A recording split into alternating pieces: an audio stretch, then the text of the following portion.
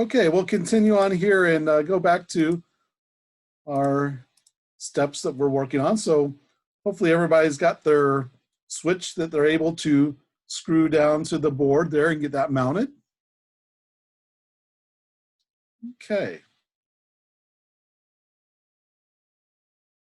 So our next part that we're going to get mounted here is going to be our battery holder. And there's 4 screws on that one.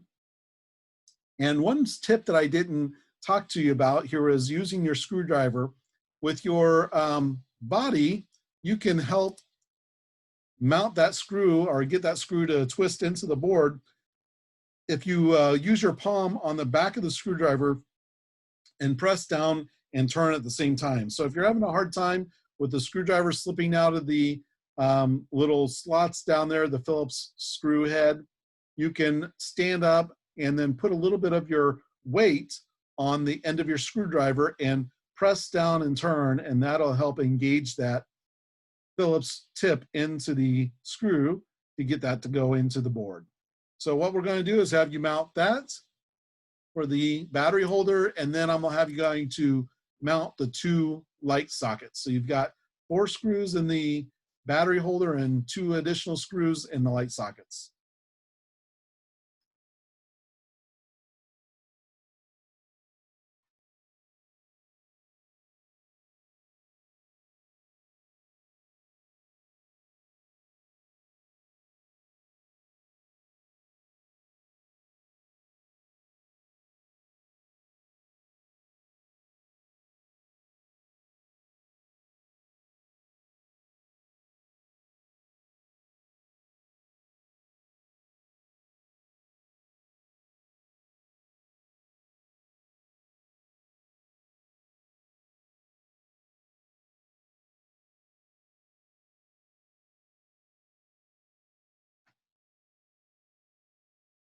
And one other tip in using a screwdriver, the larger the handle is, the more leverage you have.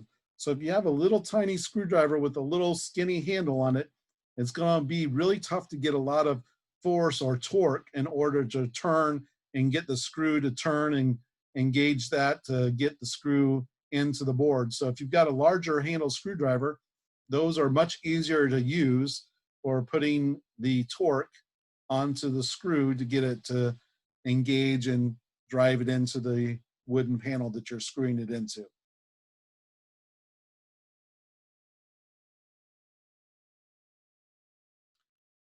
You probably wondered if you looked in Dad's toolbox or Mom's toolbox in the house there, and you've got a whole assortment of screwdrivers. You've got all these different choices, and that's why we've got so many different choices, because there's different tools that are needed to do the job correctly or make it easier. So different choices. And so when you're doing a project like this, that'll give you some things to think about. Is you need lots of torque, or do you need tiny screws with less torque that don't require a lot of force to connect or put them into something? So this one, if you're screwing it into wood, it does require a little bit of torque to be able to put that in. And I see somebody using a drill to put their screws in, taking the shortcut. And that's perfectly fine.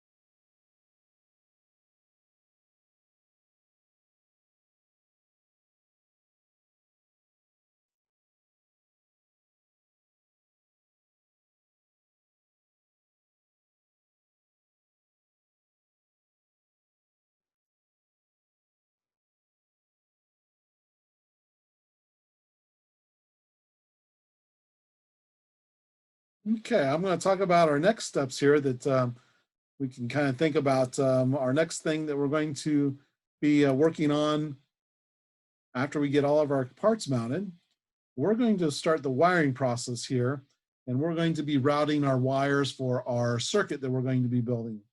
And everybody that's going to be building a circuit, no matter if it's a series or parallel, we're going to do the same steps for these first few wiring instructions here. So our very first wire that we're going to route is going to be from our switch down to our battery holder. This is where we're going to put the batteries. That's going to be our energy source. And so we're going to route the wire from the outside edge over to our battery holder. And you can use your fingers there to kind of form the wire and to get it to route over to the end. And then we're going to bend it up the end of the battery holder. And then we're going to talk about where we need to trim that in order to make that connection on our battery holder. So just use your fingers and you can kind of route that and straighten out the wire and place that along the path that we're going to make to the battery holder.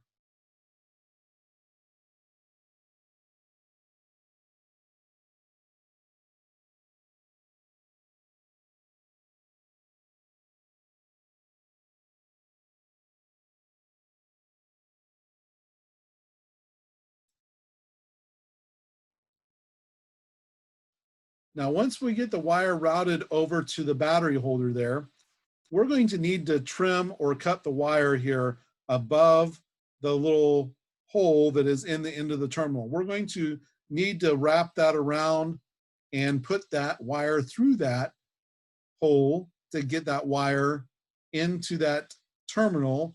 And so you can see here as I trim that wire, it's about a 1/2 inch above, and that may be a little bit excess, but it's easier again to trim off the excess. If you cut it too short, it may be a little bit difficult. You may have a little bit of slack that you can pull the wire a little bit closer, but anywhere from a 1/4 of an inch to a 1/2 an inch above there will be just fine. And this one probably a little bit closer to the 1/4 inch. Just don't cut it so short that you won't have any excess above the top of the terminal here.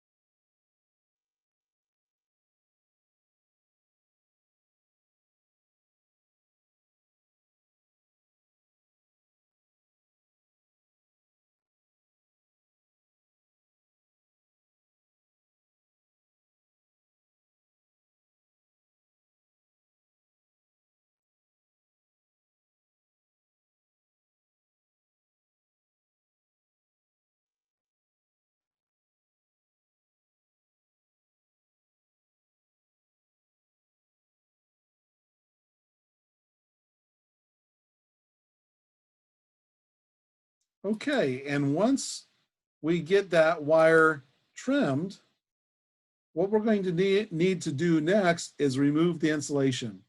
And I've got a pencil here where that red arrow is pointing to, and you can see that's just below that upper hole. And we're going to need to remove the insulation back to that point so that we can put that wire through that hole and connect that onto the battery terminal there. So you can kind of eyeball it, or you might even take a pencil and put a little mark there on it so you can see. And then what we're going to have you do is take your wire strippers. And again, remember this is 22 gauge wire. We're going to remove that insulation off of that wire to that point so that we can connect that to the battery terminal.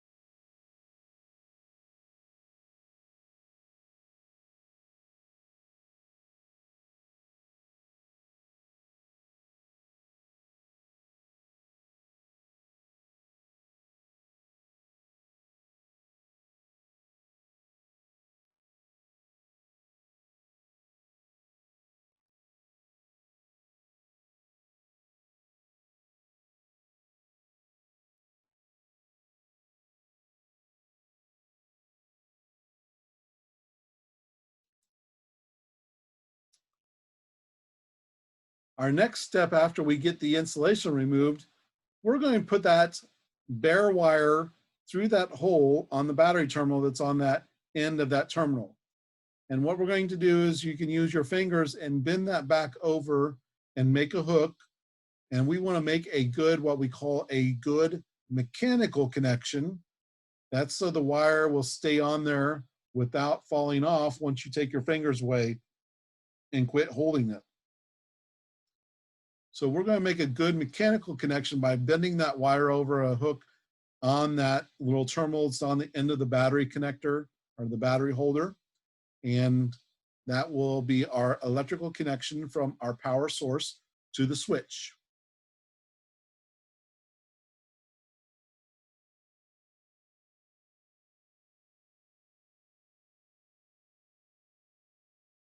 Now, if this wire is a little bit too long there where my cursor is on the screen, you can actually take your little side cuts and flush cutters and trim off the end so that it doesn't hang down below, because it should be about the same length or equal to where the insulation ends.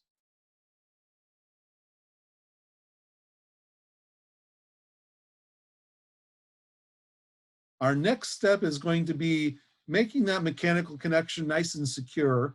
And you can do that by using your needle nose pliers to crimp and make a nice tight loop around that connection there. And you can see once you squeeze that down around that connection there, that has a nice tight electrical connection and a mechanical connection there with the wire.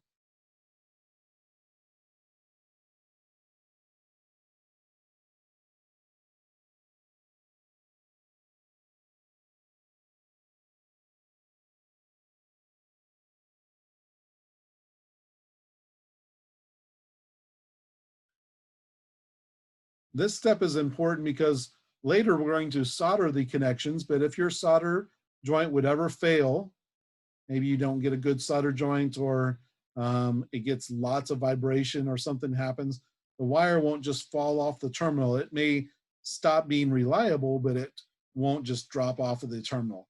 And this mechanical connection makes it nice and easy for us to hold the wire on there while we solder the wire on there, which we'll do later.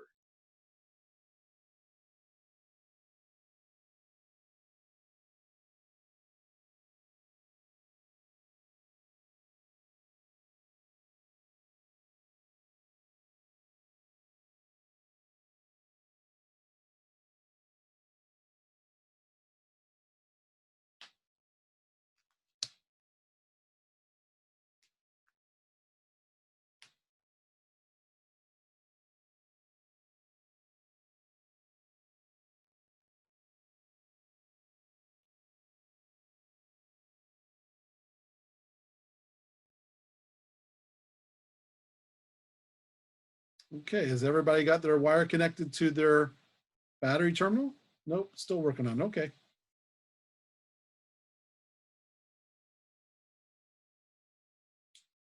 What should we do with the extra black wire? Well, that's going to be our next connection that we're going to wire up, that's still wired up to the switch on the other side. So just leave that out of the way for right now, and then we'll talk about that connection in just a minute.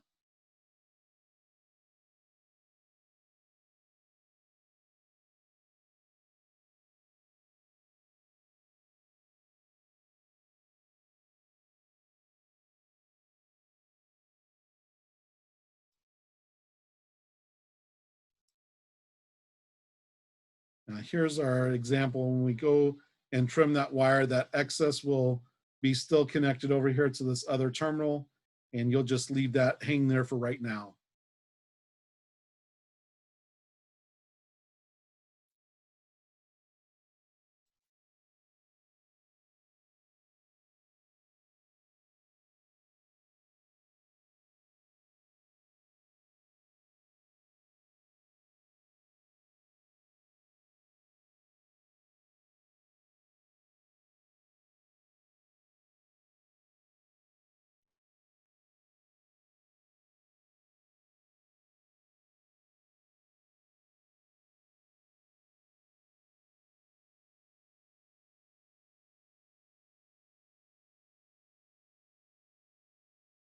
I bet some of you read in your book about conductors. Can anybody tell me what a good conductor is? We talked about insulators, and conductors are just the opposite. Conductors allow electricity to flow through them.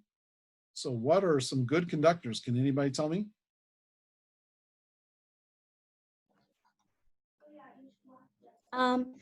Water and our bodies. Yes, water in our bodies. Our body is made up of majority of water, and so that's why our bodies are good conductors of electricity.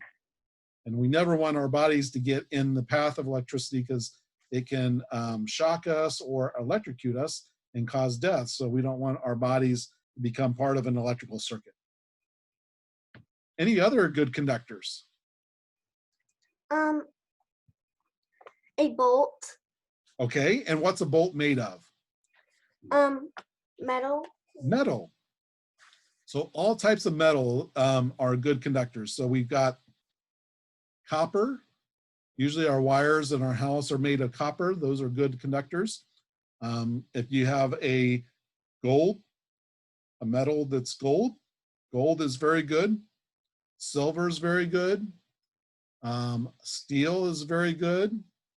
Aluminum. So there's lots of different metals that are good conductors.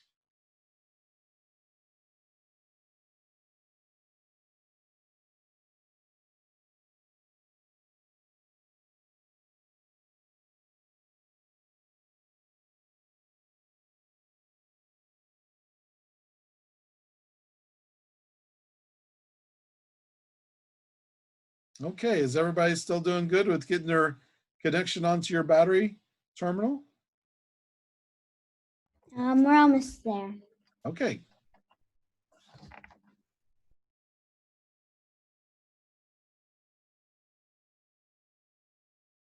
Yeah, make sure that connection is nice and tight and use those needle nose pliers to crimp that down and make a nice tight mechanical connection on that electrical wire onto that terminal.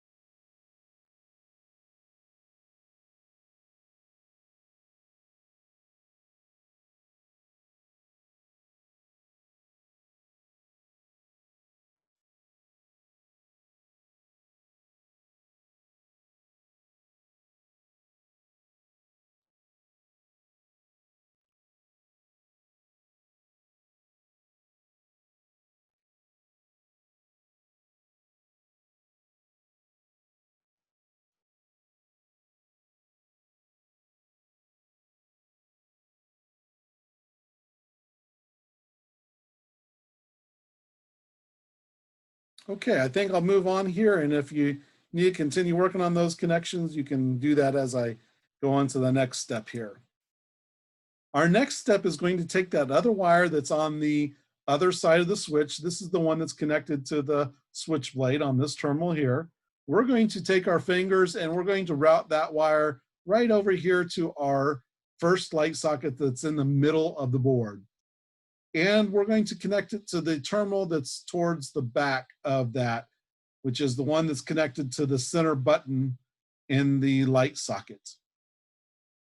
So just the same as you did with the battery terminal, you're going to route that wire over and get it close to that terminal there. And then we're going to have you, again, just like on the battery terminal, we're going to have you trim or cut the wire above that metal terminal so that we can strip the wire and put that through the terminal. So make sure not to cut it flush with the top of the terminal, but make it a little bit longer so that we have enough extra wire to be able to bend it back through the hole and make a good mechanical connection with that. And again, we're going to take about 1/4 of an inch above the top of the terminal there.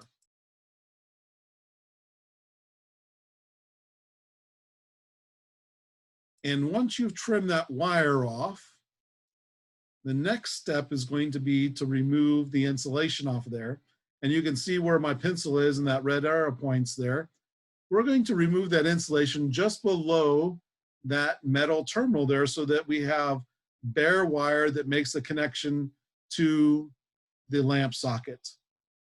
That light socket there has got 2 holes in it, and it doesn't matter which hole that we put the wire into. So if you just hold that wire up there and remove the insulation just below the metal terminal, you'll be able to connect that wire into either of the holes on that light socket.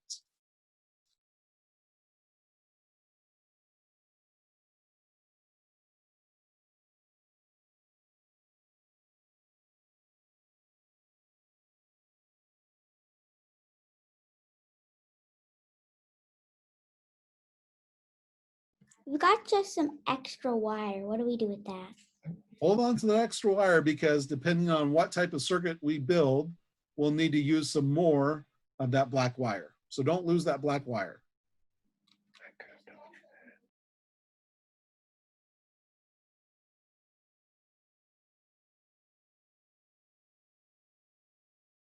And again, when you go to remove the insulation, you can eyeball it or you can use your pencil to mark a little place on there so you can see where to remove the insulation.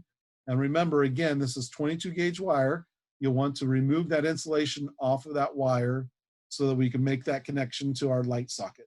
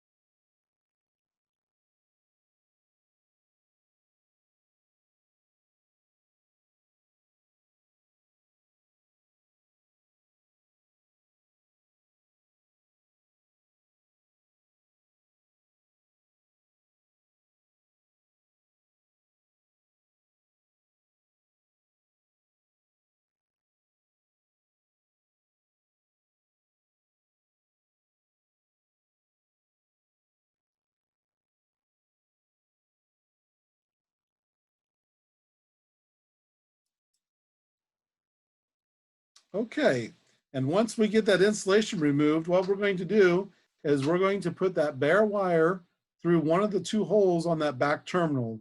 This back terminal is the one that's got the little rivet in the back of it that connects to the center of the light bulb.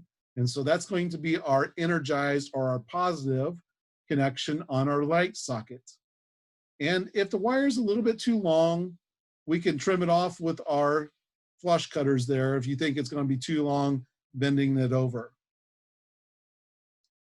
And what we want to do is just like the other terminal, we want to use our needle nose pliers to squeeze that nice and tight and make a good mechanical connection with that. And here, as you can see, I've got a little bit longer tail here.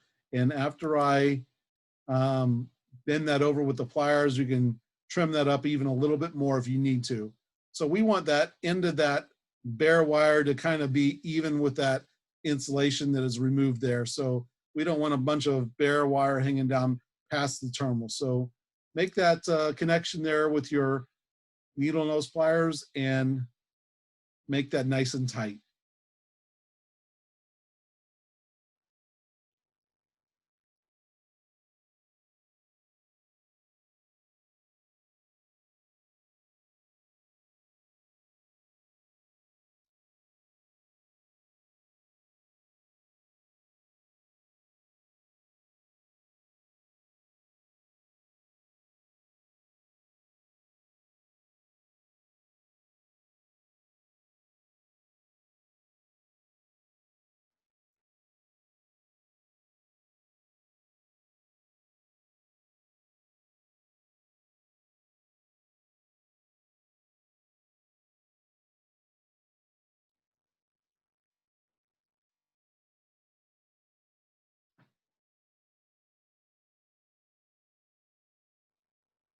Now this is where we're going to have to make a decision about a couple of other items with our circuit here of what type of circuit you want to build.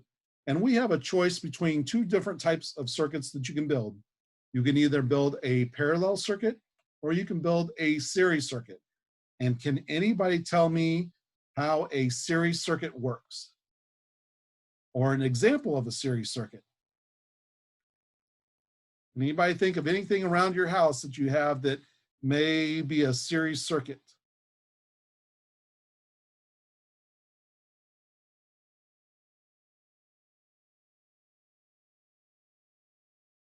The fire alarms. Okay, a fire alarm. You think that's a series circuit?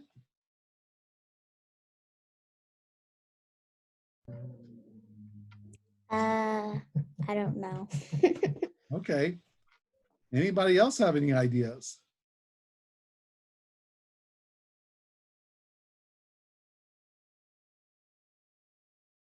Does anybody have a string of lights that you put out for any of the holidays that if one light bulb goes out, the whole string goes out?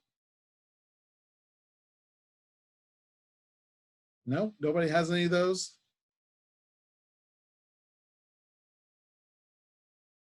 There used to be a lot of lights that were made that were series lights where you might have had 35 lights or 50 lights in a string or 100 lights in a string.